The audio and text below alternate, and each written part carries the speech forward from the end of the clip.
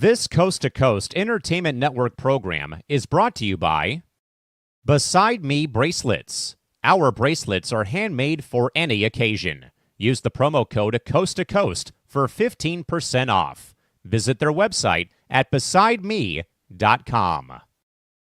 Suzanne's Paparazzi Jewelry. With 24-hour shopping available, use the code 160920 and show her some love, like she showed us.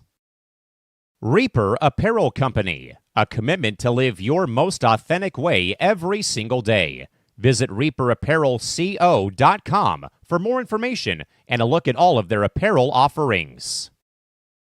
And by Good Day Embroidery, your local source for custom embroidery, screen printing, and more. Log on to gooddayembroidery.com for more information.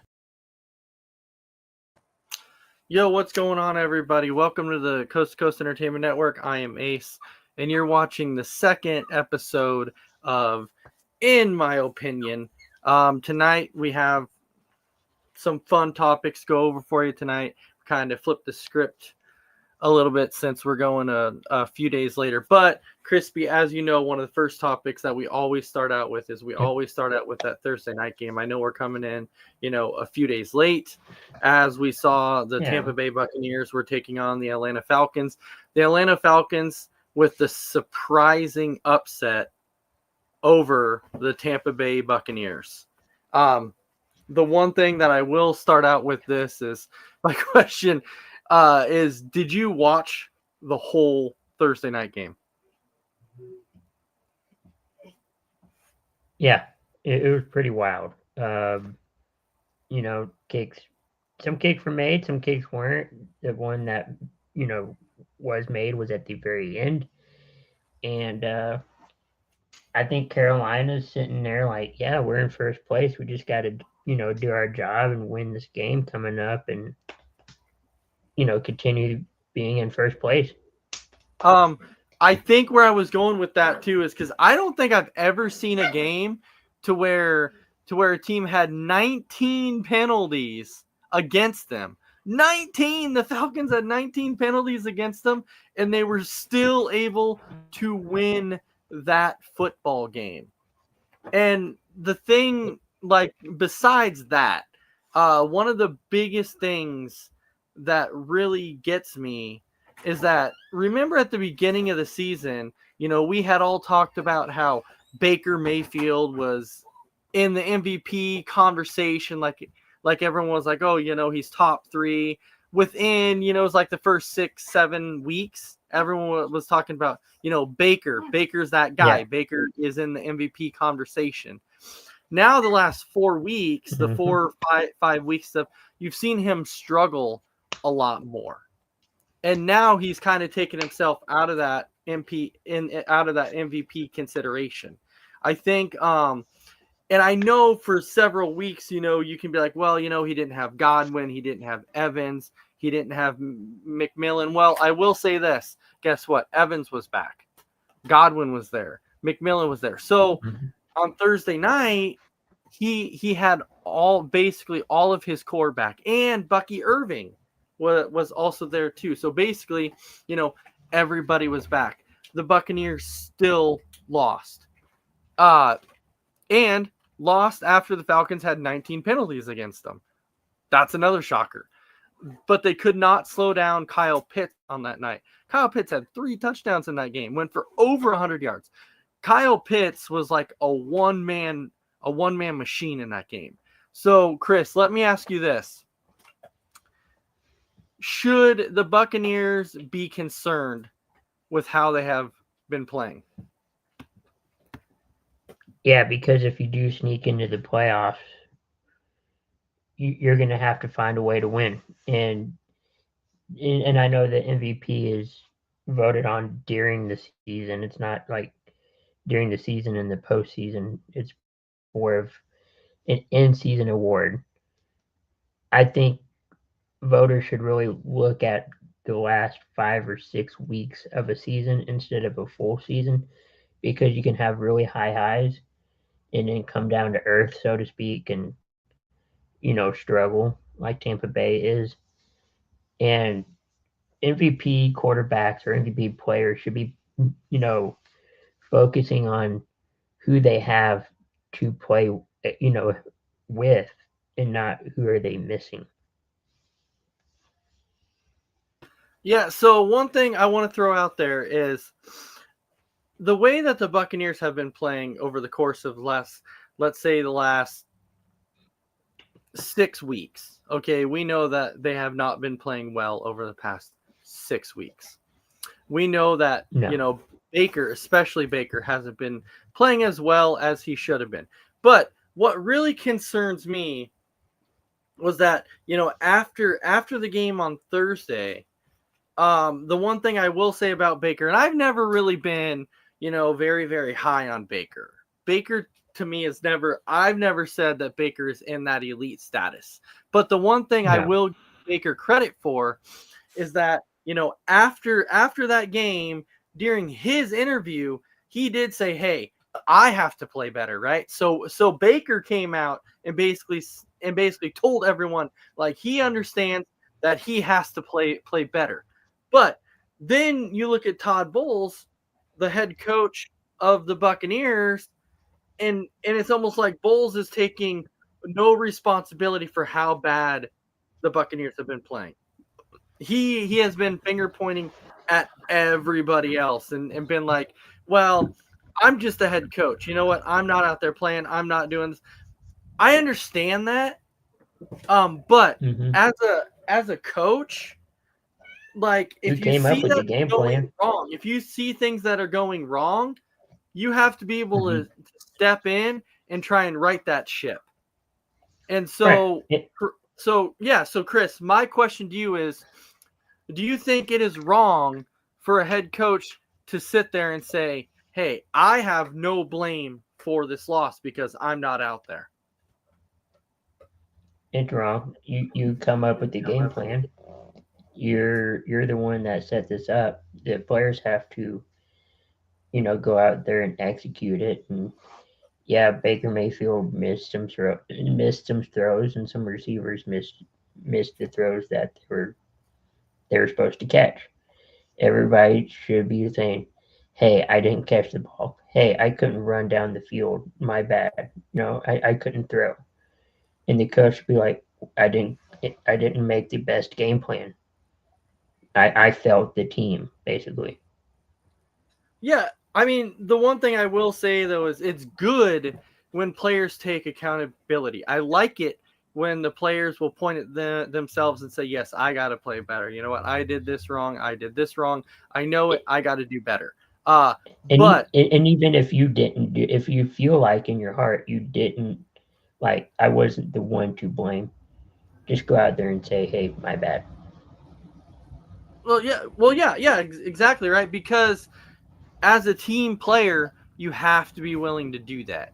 You have Mm-hmm. to be willing to go out, even if you went, let's say that a quarterback goes, 30 of 34, has 4 incompletions all game, throws 5 touchdowns in the game, doesn't turn the ball over, throws for over 300 yards, Mm-hmm. typically, and if that team loses, typically the quarterback is not going to go out there and be like, "Well, I did my part.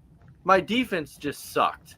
It's typically, a quarterback or a player is going to go out there and be like, "You know what? I feel like we did some good things, but I know that there's some things that we can definitely improve on also." And as a head coach, you have to look at that same situation. You're right. You're not out there playing, but you are the head coach. You are steering the team in the direction you want it to go. You are driving the bus. So if you're driving the bus and you see that it's going in the wrong direction and veering off and taking a wrong exit, if you're driving the bus, what are you supposed to do? You're supposed Right. to turn back in the direction you're supposed to go and start going that way. Whether it's It, through in-game adjustments, whether it's through watching more film and coming up with a different game plan, as a coach, you have to take responsibility. If you don't, you're going to lose a locker room faster than ever by not taking any responsibility and blaming it on your players. right. And I feel like too that players that come into being a coach, whether it be an assistant coach, offense, defense, or even a head coach, I feel like they have more to prove because they're on the other side of the field. They were a player, and I feel like they have more, the microscope's more on them than any coach. Every coach is under a microscope, but I feel like players who come in now as coaches are more on a hot seat.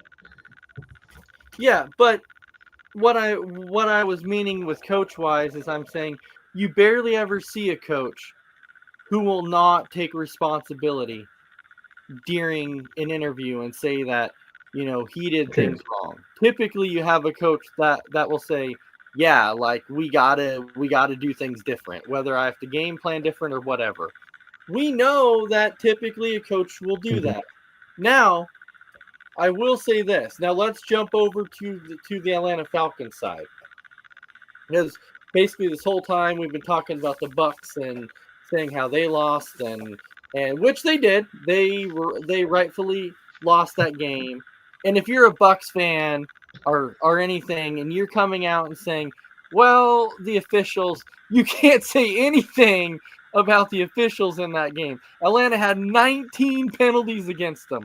19. Okay? So if a team has 19 penalties against them, that game shouldn't even be that close. But no, Buccaneers did not play well. I will give the Falcons credit.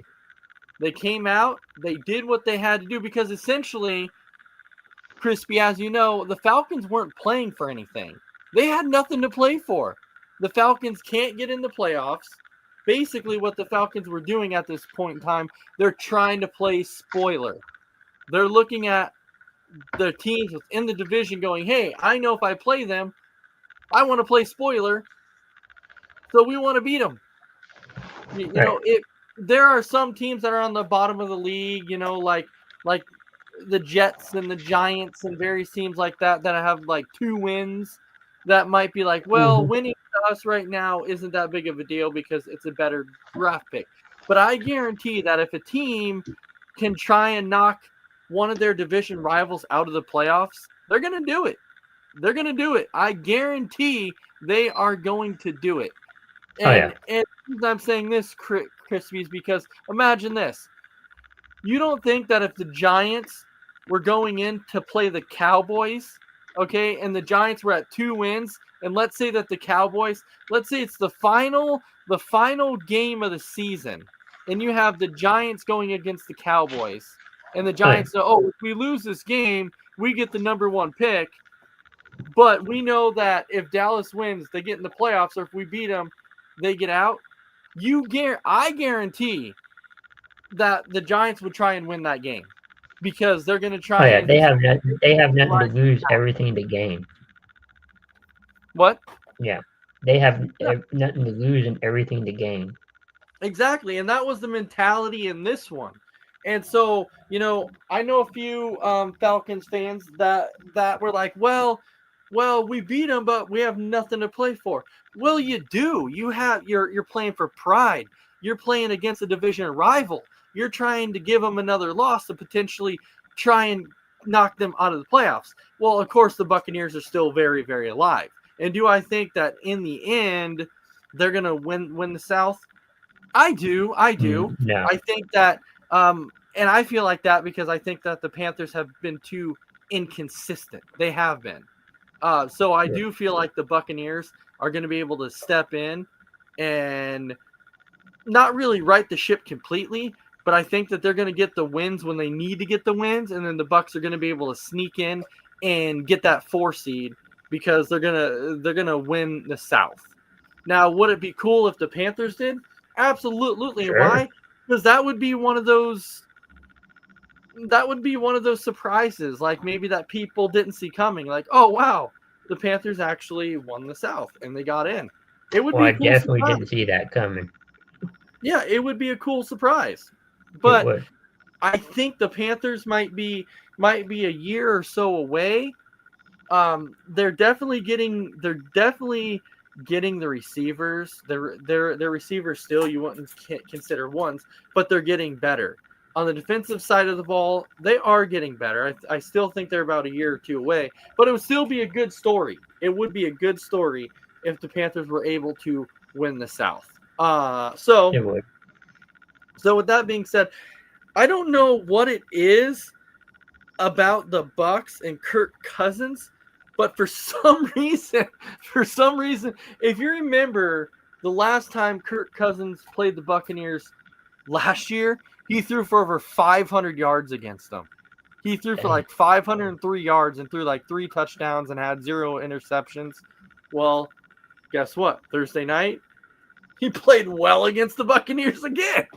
So I'm saying, I think if Kirk Cousins was like, "Hey, can we just play the Buccaneers every week?" It's like playing Madden against the computer, and you're like, yeah, I know all their defenses, their offenses. I can play well, and you get over 400 or 500 yards in the computer. You're playing against the computer. So that's why I'm saying kudos to the Atlanta Falcons for being able to get the upset victory over the Buccaneers and keep them going on that losing path. So kudos to that. And speaking of the NFC South, since we're right here, we do our like overrated segment, every week. And this week, I do believe, didn't I say the NFC South? You did. Yep, Yeah, when I we did. were prepping for it, you said South. Yep. So the NFC South this week is our overrated. So for anybody who might have missed week 1, this overrated segment that we talk about, we hit each team within that division, and we talk about who we think is the most overrated player on each team. So by jumping into it, we jump into the Atlanta Falcons. So when we look at when we jump into the Atlanta Falcons and we start out there, I want to say that one of the most overrated players and I know when you hear his name, you think about, well, he's not a true number 1. He's not really a true number 1 because he's technically not. Like, he'd be the number 2 receiver on the team, but when Drake's out, he's supposed to step up as the number 1, but he doesn't typically step up as the number 1. I'm talking about Darnell Mooney. Darnell Mooney was supposed to be that guy who was supposed to be like, if London's out, it's supposed to be Mooney. But if Mooney's but when London's out, Mooney doesn't play all that great. Now, I will say this though, I know the last, several weeks it's been Kirk Cousins, and Kirk Cousins has really, really declined in his play. He has. But still, to me, on the Falcons, I'm gonna go with Darnell Mooney. I almost said Kyle Pitts, but this year, Pitts is actually having the best season of his career this year. So that's what's saving him from me saying right now that he's the most overrated Falcons player. Chris, for you, who is the most overrated Falcons player? I'm going to go Kyle Pitts only because that we've seen him and he's been okay, but we haven't seen much of him. He seems to be injury prone, and I know it's only been a few seasons or a couple of seasons. But he was picked very high. He was supposedly going to be the next guy up. He just hasn't shown much of it. Okay. Well, and that's why I was going to say I almost went that route, but because of the year he's having. Well, I was just going off his career, but. Huh?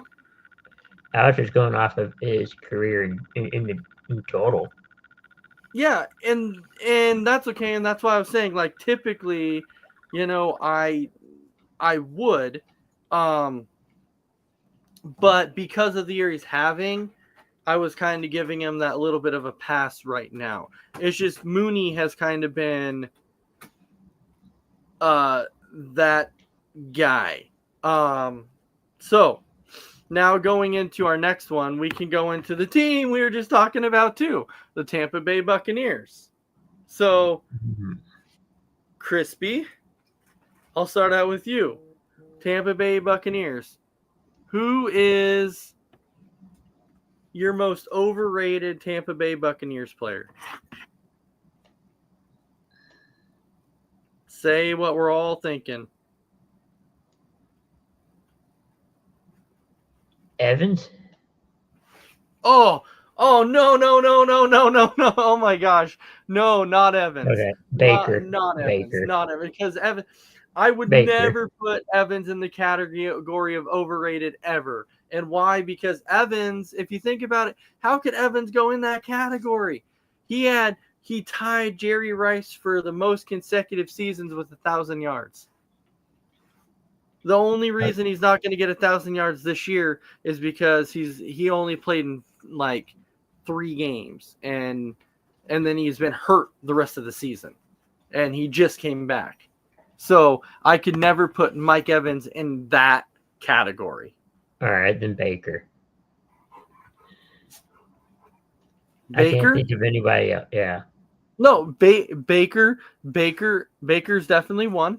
So Baker, I feel like I've never been, like I said, I've never been a big Baker fan. It's just me. I just haven't been.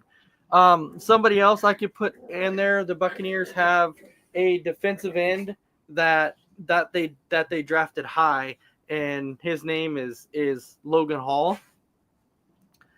He was I thought you said Logan very Paul. early round. Huh? Logan Hall, not Logan Paul. Logan I Hall. know. But yes, he was a high draft pick that he was supposed to consistently get pressure on the opposing quarterbacks, and he just hasn't done that. So Logan Hall is there for me as an overrated player this year. Jamel Dean, he's been kind of that overrated player.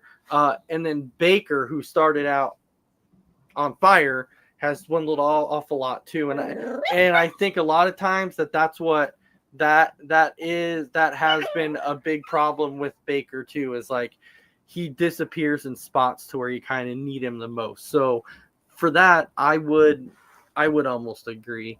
All right. And then Crispy. So the next NFC South team that we're going to go ahead and we're going to talk about is the Panthers, the Carolina Panthers. For you, who is the most overrated Carolina Panthers player? That one's tough because they're playing okay. But now, just because the team plays okay doesn't mean that they're not going to have an overrated player on that team. Right. And I can't really think of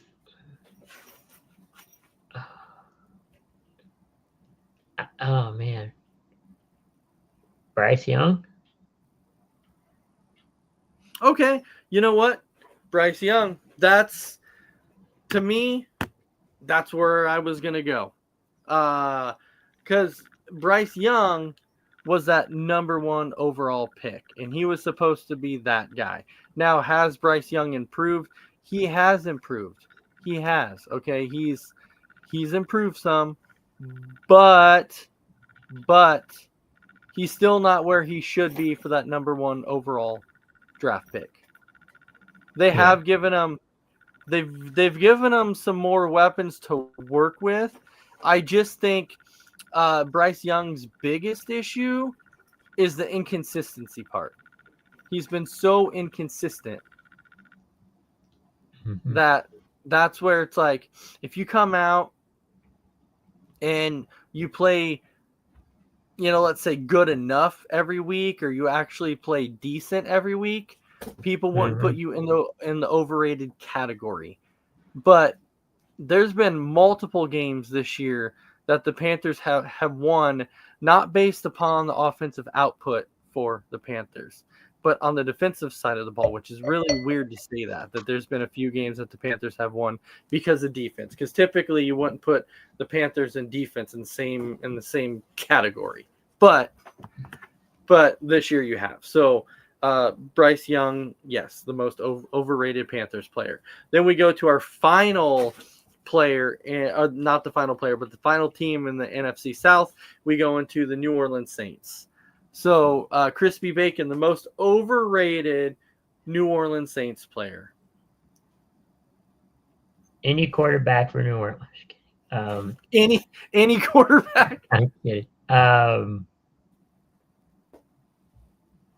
Oh, I don't know. Tyler Shook. I don't know. Hey, it's okay. Well, it's okay to say that if you feel that way. It's okay to say that.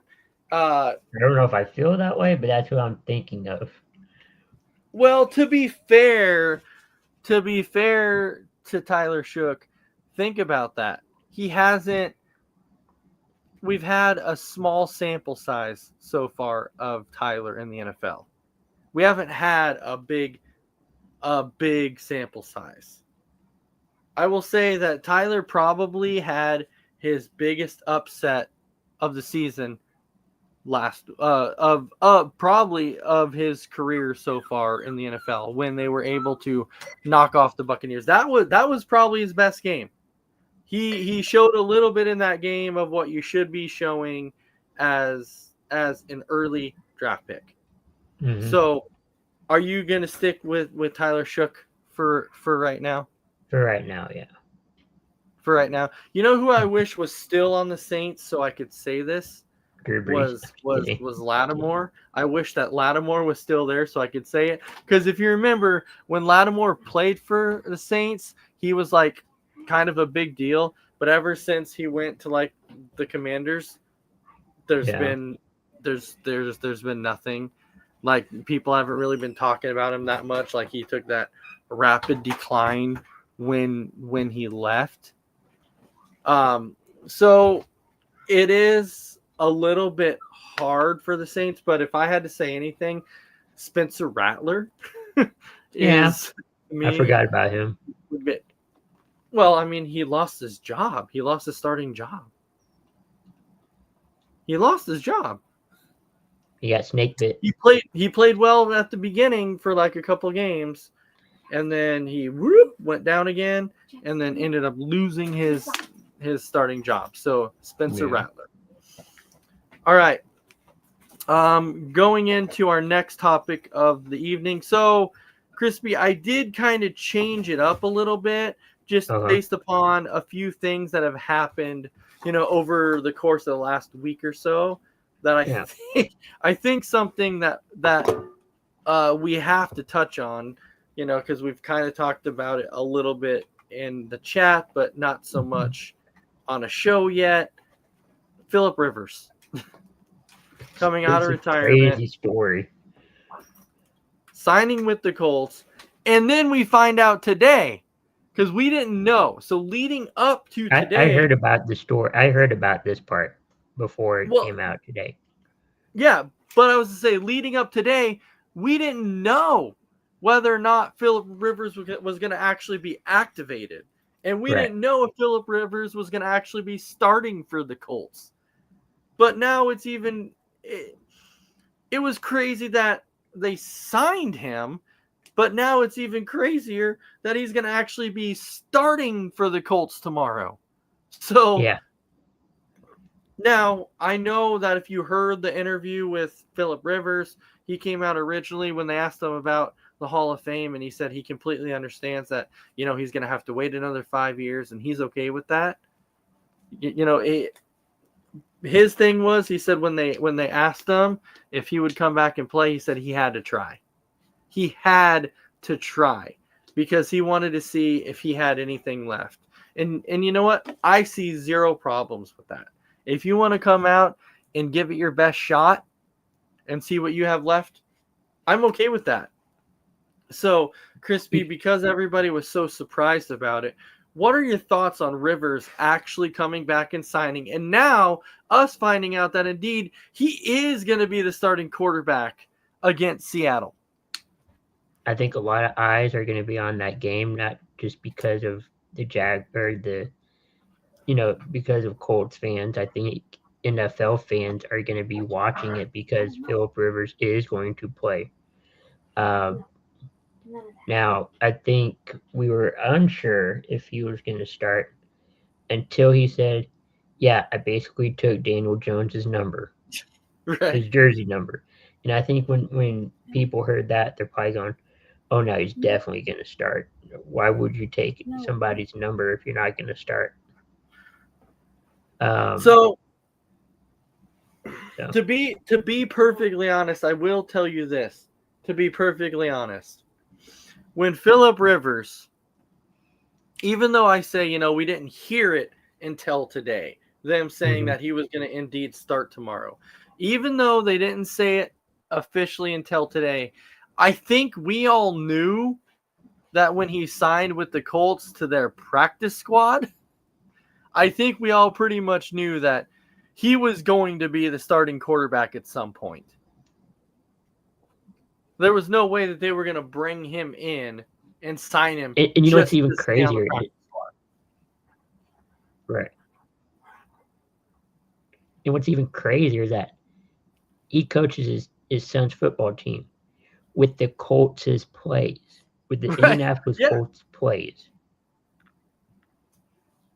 Yeah, because from what Rivers was saying, he stayed in contact with Shane all the time. Like he would always text him and talk about the playbook of the Colts and things like that, which I think is interesting. And the reason I'm saying that is, look, Philip Rivers was only played for the Colts for one season. It was one season. He played with the Chargers for the rest of his career. So if you look at that, you're thinking, why is he closer with the Colts organization than he is with the Chargers? Even though he played for the Chargers longer and was only a Colt for one season. I think it's only because of one guy, and I think he followed him, and that's that Skyton or whatever. Potentially. But I'm saying though, like, it's weird how he became closer with the Colts than he did with the Chargers. And we know how much he accomplished with the Chargers, even though he never got that Super Bowl ring that he was looking for. Well, and it's kind of a similar situation with Peyton Manning. He played for the Colts, he played for the Broncos, but we see that he's more, at least for a little bit, in tune with the Broncos organization than he is with the Colts, it seems like. No more.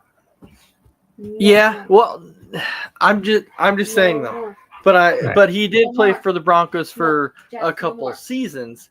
However, Philip Rivers did it for 1 year. Maybe it's the culture in Indianapolis. Maybe that's what it is. That would be my assumption. So imagine, coming out and playing a Seattle team that only has 3 losses on the season.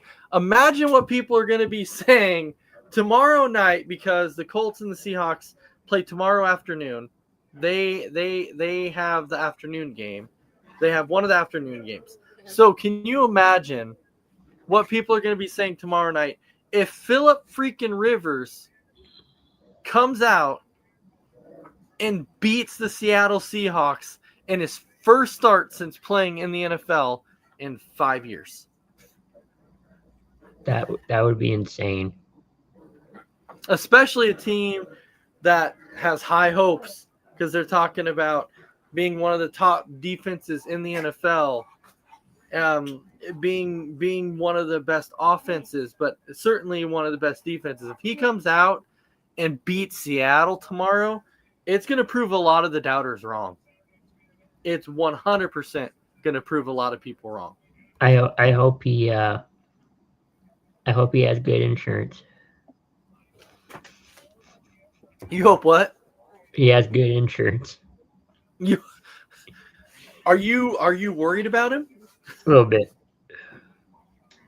Well, he may not be able to run, but that doesn't mean he can't throw. If he gets the ball out fast, he'll be fine. I'm just more worried of the fluke injuries. Him dropping back and it's a non-contact injury and stuff like that. He'll be fine. He'll be fine. He'll be fine. I'm not worried. I'm not worried at all about it. He's a veteran. Veterans adjust. So even if he can't run and he gets the ball out quick, he'll be fine. Now, is there a difference between going out and practicing and then playing a game? Absolutely. You know why? Because in practice, you're not taking any hits. Now, once he gets hit for the first time, how's he going to react? Is he going to be like, oh, this is why I retired. This is why I originally retired. If you're practicing like in the 80s and 90s, yeah, it's going to feel like a game. If you're practicing now and then playing a game, it's totally different. Well, yeah, because we know that with the CBA and everything, you only get a certain amount of padded practices. So yeah, a lot of times, a lot of players are not hitting now like they were in practices before. So right. I'm not saying that Rivers is going to get hurt. I'm just saying that we're going to find out once he gets hit for the first couple times. Then we're going to see how he reacts. If he's like, oh yeah, this is definitely why I retired.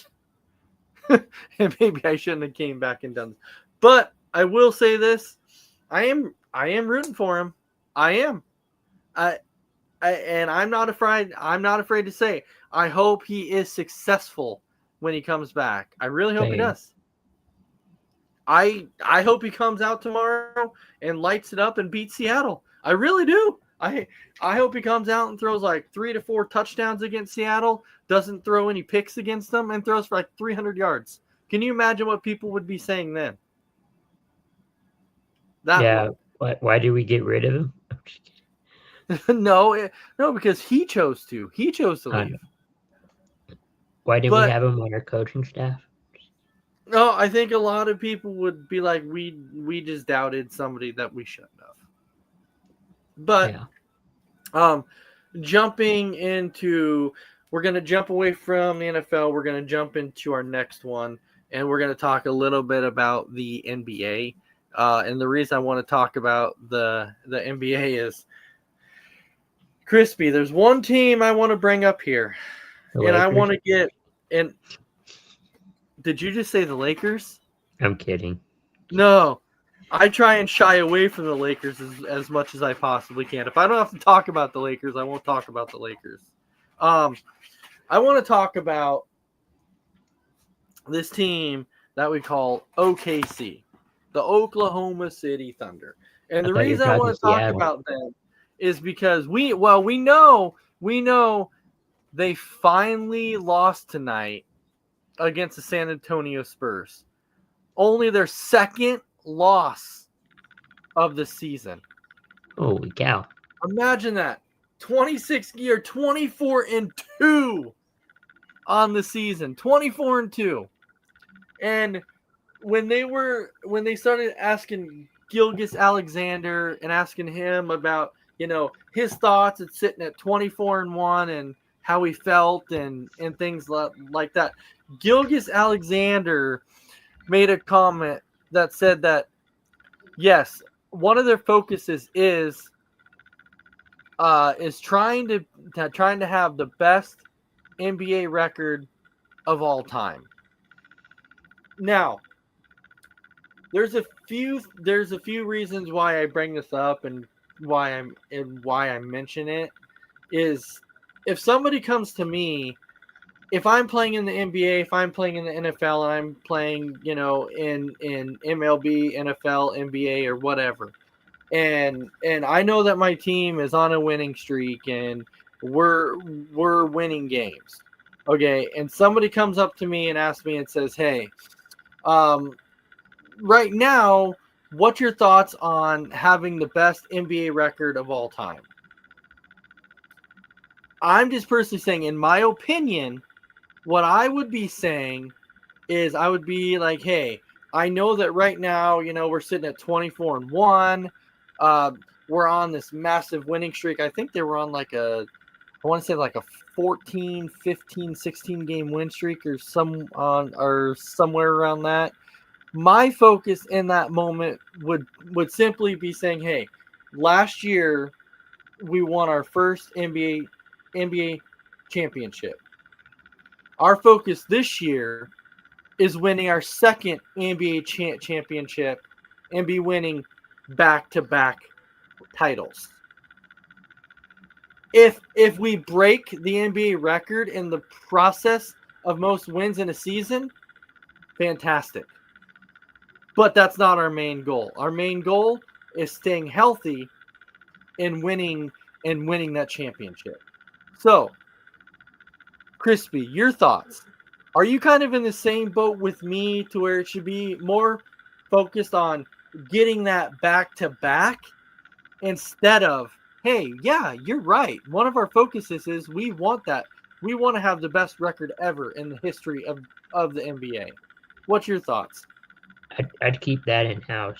I wouldn't say that out loud. I would say, you know what? We're on a good streak right now. We're winning all these games. There's stuff we need to improve on. Hopefully you do work on that, because even though if you win or lose, there's still things you can work on. And then I would just say, like, we're just working on one game at a time. We gotta win this game. We gotta win this game. The next game. Yeah, and That's going how I would in, approach it. yeah, I won't even and bring going up in, we're working for the title, or we're working for this record. and as a player, that's honestly how it should be. It should be, hey, we're focused on winning that championship. I won't even say championship. If we break the record in the process, cool. Right. But I I'm wouldn't more even bring it focused up. on winning another ring. I wouldn't even bring it up to the media. I would just say, we're here. We're gonna win one game at a time. We're gonna see how the season goes. We're gonna work on what we need to work on, and that's it. Well, I mean, in my opinion, it's completely okay to say that you're focused on winning a championship. To me, because we all know that, hey, that's what teams are focused on. Teams are focused on coming out, playing, winning, and then winning a championship. So I'm just saying, in my opinion, it's okay to say, yeah, we are focused on winning a championship. But don't worry about how many games you win in the process to get there, right? So that shouldn't really be. So how many games you win in the process to get there shouldn't be one of your biggest focal points. If you come out and say, yeah, in your mind, you can be thinking, yeah, heck yeah, it'd be great to win the most NBA games in a season ever and win the championship at the same time. It would be great. I understand. But those are thoughts that you can keep internally. If you want to say it to the media, talk about winning the championship. Don't talk about your focus is trying to break the NBA record for most wins. It's just, to me, you can start losing focus at that point because you're focused on winning the most games in the season ever, when your focus should be completely on something else. Rings is what's going to do it. Rings is what's going to call you a good team. Think about all these think about the Patriots, right? They had their undefeated season. They went all the way to Super Bowl, but they lost. So did it matter that they went undefeated in the regular season? No, it didn't matter, because they didn't bring that ring home. They didn't bring that championship home. So it wasn't that big of a deal. They always say no one remembers second place. When the Mariners had the most wins, ever in the MLB in a season, guess what? They didn't win the World Series. And you know what? Nobody cared. that they had the most wins ever in a season because it wasn't that big of a deal because they didn't win the World Series. And that is my point. Is that you should be more focused on the championship instead of how many wins you get in a season. Because you know how many teams and how many wild card teams in the NFL have knocked off the good teams and have gone on. You know, when Green Bay won their Super Bowl against Steelers, they didn't go in as the best team. They snuck in as the very last seed and then went on and won it. So I'm saying, like, these things happen. It doesn't matter how many wins you have in the regular season. It doesn't matter. It's what you do when you get to the playoffs. Mm-hmm. So that was just my rant about it. But it sounds like Crispy, sounds like you kind of agree with that. It's like, I do. Focus Yeah. more on the championship. Yep. Focus on the here and now, not in the future. Technically, I mean, you can, but in hindsight, just focused on you. Take it your one game at a time. One game at a time is what you should be focused on.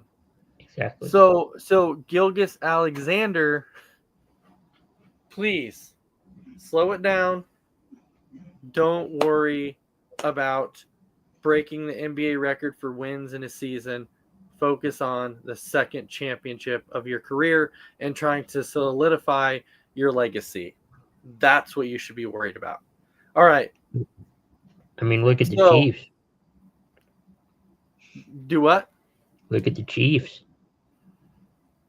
What about? They can't, like, they focus on the here and now, and they've gone to what, 5 or 6 Super Bowls and won 2 or 3 of them.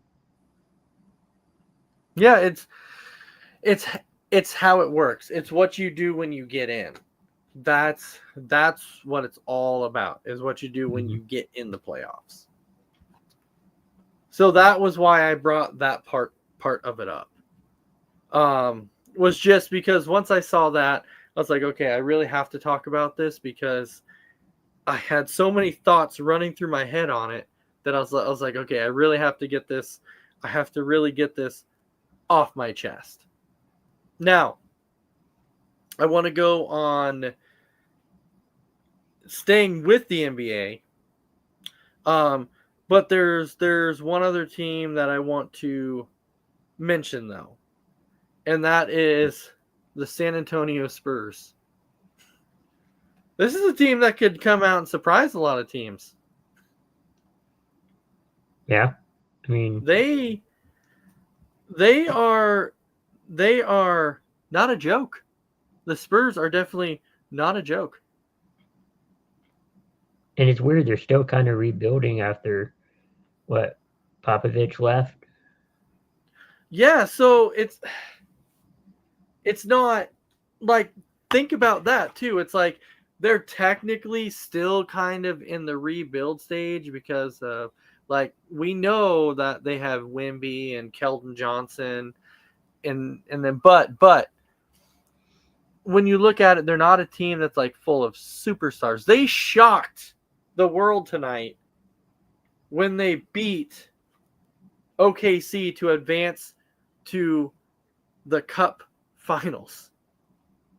The Commissioner's Cup Finals. When they beat the Thunder tonight, they shocked the world again. Because not only did they beat the Thunder, but you know what other team that they beat to get here? Who?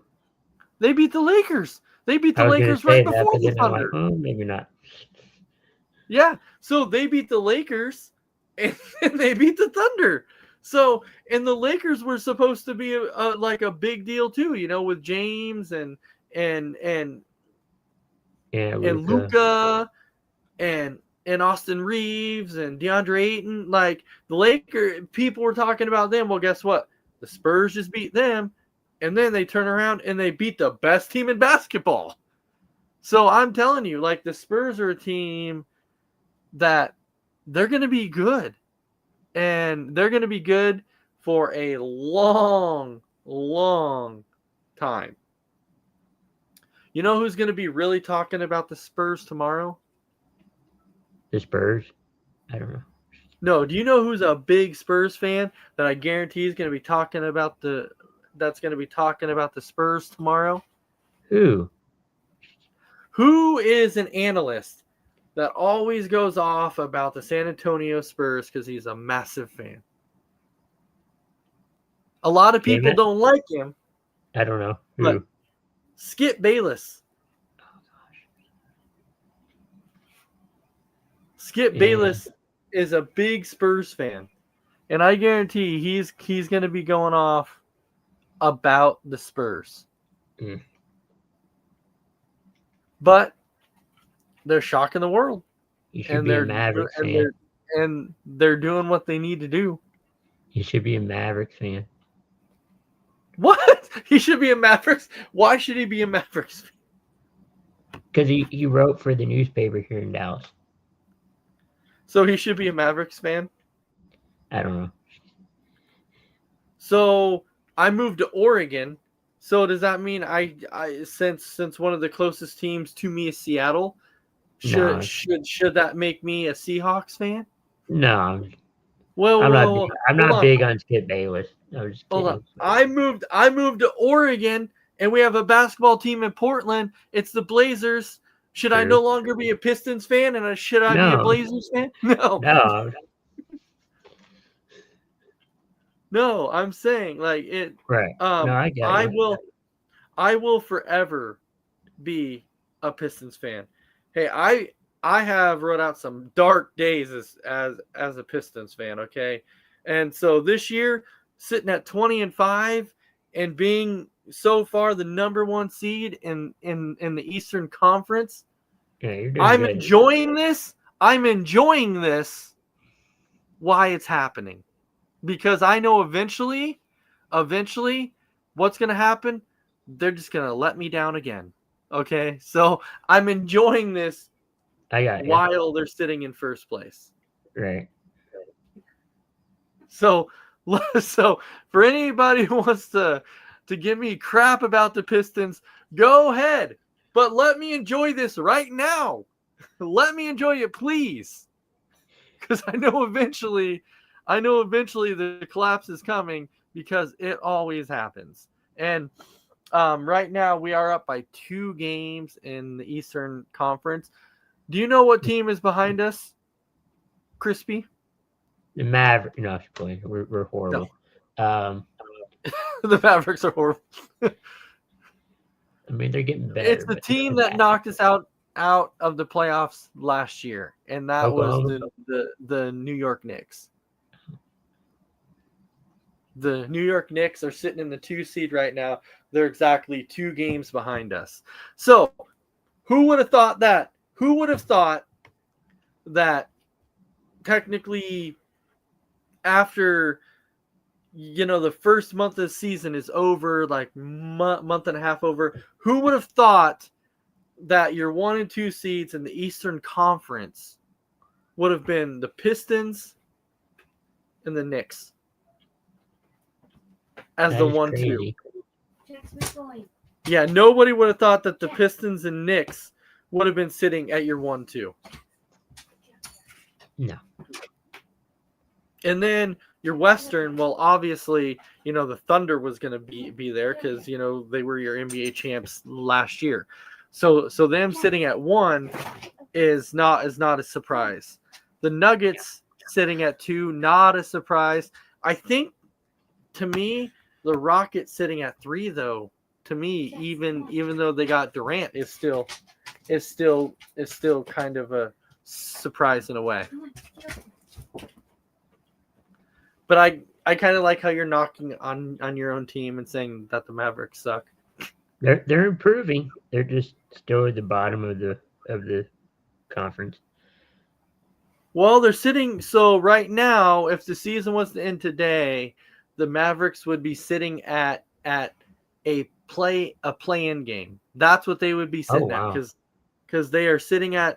They're currently at they would be coming as a 10 seed, so they would be playing in one of the play-in games. Hey, that's better than nothing. It's, it's better than right. They are the Jazz are like one game they're like one game behind them. I mean, So- if we end up if the season, we played all the games and the season ended, and we're like, yeah, we're in the playing game. Okay, cool. Because at the beginning we were bad. Well, eventually, Crispy, it might be time if the Mavericks don't succeed with the roster that they have, it might be time to blow it up. I think we're already going to do that. Like I think it's slowly getting there. It'll be time to Davis, see ya. Klay Thompson, see ya. Kyrie Irving, see ya. I think they're already trying to shop Kyrie. Which isn't, it's not bad, but then you're gonna build your team around Flag. I think that's the plan. I mean, I would. He was the number one pick. You might as well just build around Flag and see what you can get for Davis, see what you can get for Thompson, see what you can get for Irving. It won't hurt. Go into rebuild mode and try and rebuild it quick. Trade deadline's what, in February? I believe so. Is it in February? I thought so. Yeah. It's in February. Mm-hmm. Well, anyways, we are at that mark. So, Crispy, it was another fun episode. It was a good second episode. We got to talk about the NFL. We got to talk about the NBA. Coming up, within a couple months here, we're going to be able to start talking about MLB here pretty soon too. Mm-hmm. So, because that's going to be coming up right around the corner. We know that the winter meetings took off, and so there has been some signings. I, for one, right now am very, very happy with what my Atlanta Braves have been doing, which we can get into next week and talk a little bit about the NBA. We can give it another week to see what our teams are doing, and we can come back together and kind of talk about that and get a good feel for how are we feeling right now about what our teams are currently doing. So with that, Crispy, I'll go ahead and turn this over to you. What are your final thoughts for the evening? Yeah, thanks everyone for watching, tuning in. Congratulations on a wonderful WWE career to John Cena. He retired tonight, and the chapter of his in-ring wrestling career is complete. Yeah, and go. Do, do, do, do. Do, do, do. See ya, John Cena. Have a good career, and we'll see y'all next week.